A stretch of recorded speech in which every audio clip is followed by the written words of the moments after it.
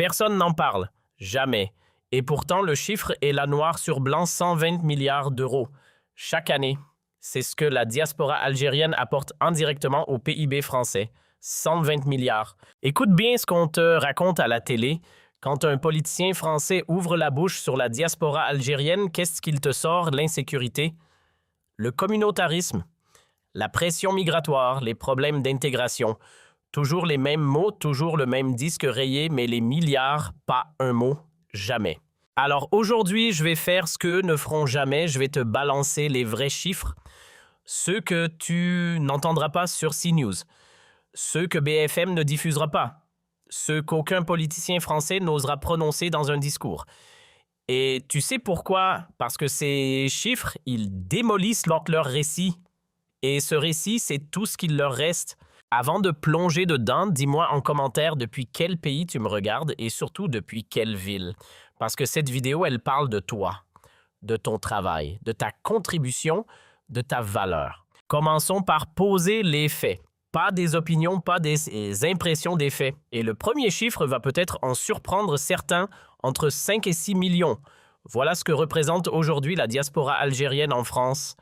Immigrés, descendants binationaux, toutes générations confondues. Et attention, je le dis tout de suite, ce n'est ni un phénomène récent, ni une vague incontrôlée. C'est une réalité historique structurelle ancrée dans la société française. Parce qu'il faut le rappeler, ces 5 à 6 millions de personnes, elles ne sont pas arrivées hier. Elles sont là depuis des décennies. Certaines familles en sont à leur 4e génération. 4e.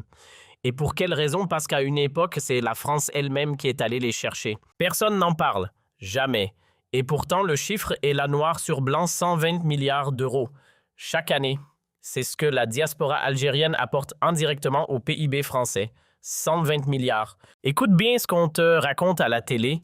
Quand un politicien français ouvre la bouche sur la diaspora algérienne, qu'est-ce qu'il te sort? L'insécurité, le communautarisme, la pression migratoire, les problèmes d'intégration. Toujours les mêmes mots, toujours le même disque rayé, mais les milliards, pas un mot, jamais. Alors aujourd'hui, je vais faire ce qu'eux ne feront jamais, je vais te balancer les vrais chiffres, ceux que tu n'entendras pas sur CNews. Ceux que BFM ne diffusera pas, ceux qu'aucun politicien français n'osera prononcer dans un discours. Et tu sais pourquoi? Parce que ces chiffres, ils démolissent leur récit. Et ce récit, c'est tout ce qu'il leur reste. Avant de plonger dedans, dis-moi en commentaire depuis quel pays tu me regardes et surtout depuis quelle ville. Parce que cette vidéo, elle parle de toi, de ton travail, de ta contribution, de ta valeur. Commençons par poser les faits. Pas des opinions, pas des impressions des faits. Et le premier chiffre va peut-être en surprendre certains, entre 5 et 6 millions. Voilà ce que représente aujourd'hui la diaspora algérienne en France. Immigrés, descendants binationaux, toutes générations confondues. Et attention, je le dis tout de suite, ce n'est ni un phénomène récent, ni une vague incontrôlée. C'est une réalité historique structurelle ancrée dans la société française. Parce qu'il faut le rappeler, ces 5 à 6 millions de personnes, elles ne sont pas arrivées hier. Elles sont là depuis des décennies. Certaines familles en sont à leur 4e génération. 4e. Et pour quelle raison? Parce qu'à une époque, c'est la France elle-même qui est allée les chercher. Pour reconstruire ses routes, ses usines, ses villes après la Seconde Guerre mondiale. Voilà le contexte.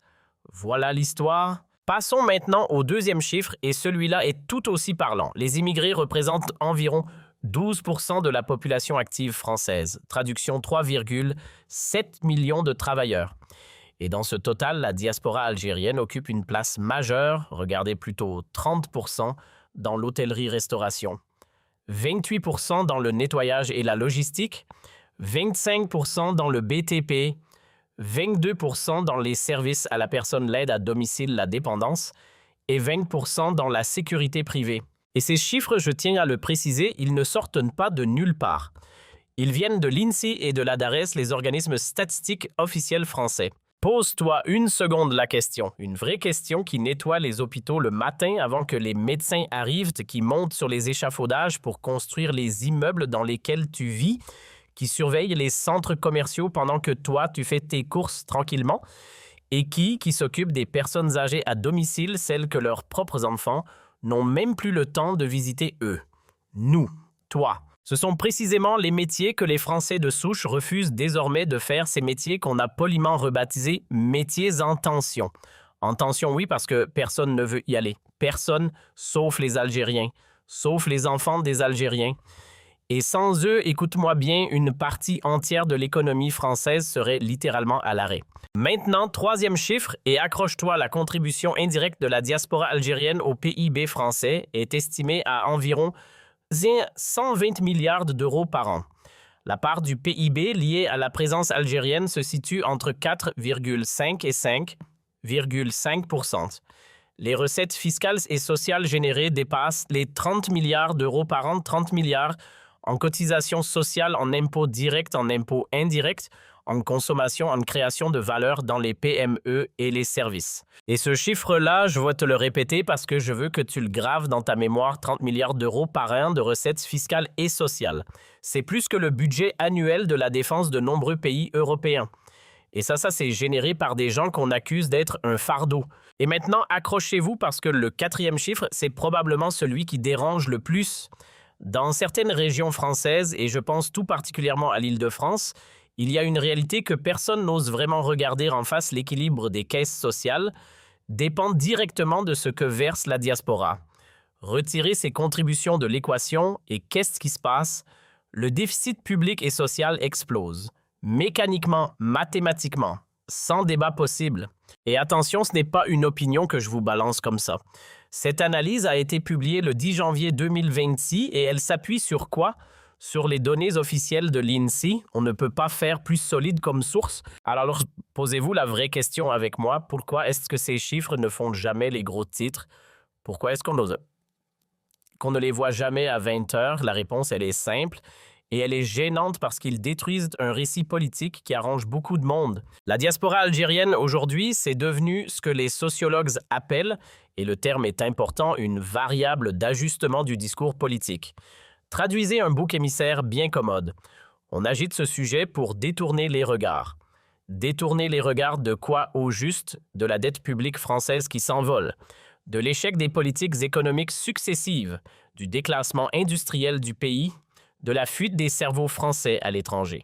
Tous ces vrais problèmes, on les enterre et à la place, on parle d'immigration. Pourquoi? Parce que c'est plus facile. Parce que ça fait de l'audience, parce que ça gagne des élections. Maintenant, je veux qu'on s'arrête 2 secondes. Si tu fais partie de la diaspora algérienne et que tu me regardes en ce moment, écoute-moi bien, tu n'es pas le problème, tu es la solution. Tu n'es pas un fardeau qu'on traîne, tu es un pilier qui soutient. Et ce n'est pas moi qui le dis avec mes mots, ce sont les chiffres qui le crient. Et personne, je dis bien personne, ne peut les contester. Tu es encore là. Alors fais une chose, partage cette vidéo. Partage-la autour de toi, ta famille, tes amis et surtout tous ceux qui un jour se sont sentis illégitimes dans le pays où ils vivent, où ils travaillent, où ils paient leurs impôts. Parce que les faits, eux, parlent en leur faveur. Et maintenant, le 5e chiffre, celui-là, accroche-toi parce qu'il va te surprendre. Direction le Canada. Là-bas, la communauté algérienne dépasse les 130 000 personnes et la majorité d'entre elles se sont installées au Québec. En mars 2026, l'ambassadeur algérien à Ottawa, Noureddine Sidi Abed, est venu lui-même renforcer ce qu'on appelle la diplomatie de terrain. Mais attention parce qu'ici, on ne parle pas de n'importe quelle diaspora. La diaspora algérienne au Canada, c'est avant tout une élite des ingénieurs, des médecins, des informaticiens, des chercheurs, des entrepreneurs. Des profils hautement qualifiés.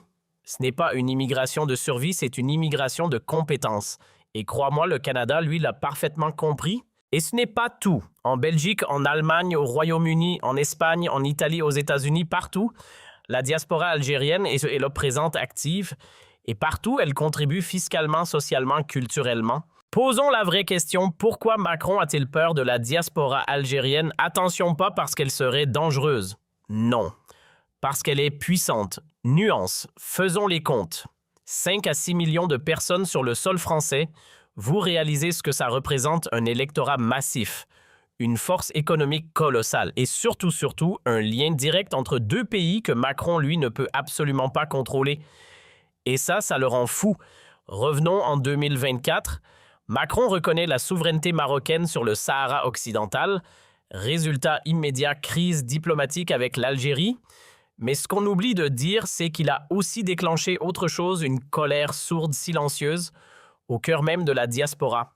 Pourquoi? Parce que cette diaspora, elle vote, elle paye ses impôts, elle cotise à la sécurité sociale et elle refuse catégoriquement que le pays qui profite de son travail se retourne contre le pays dont elle est originaire. Et regardez ce qui se passe en ce moment. La France vient de renouveler la détention provisoire d'un employé consulaire algérien incarcéré depuis avril 2025, en violation directe de la Convention de Vienne de 1963.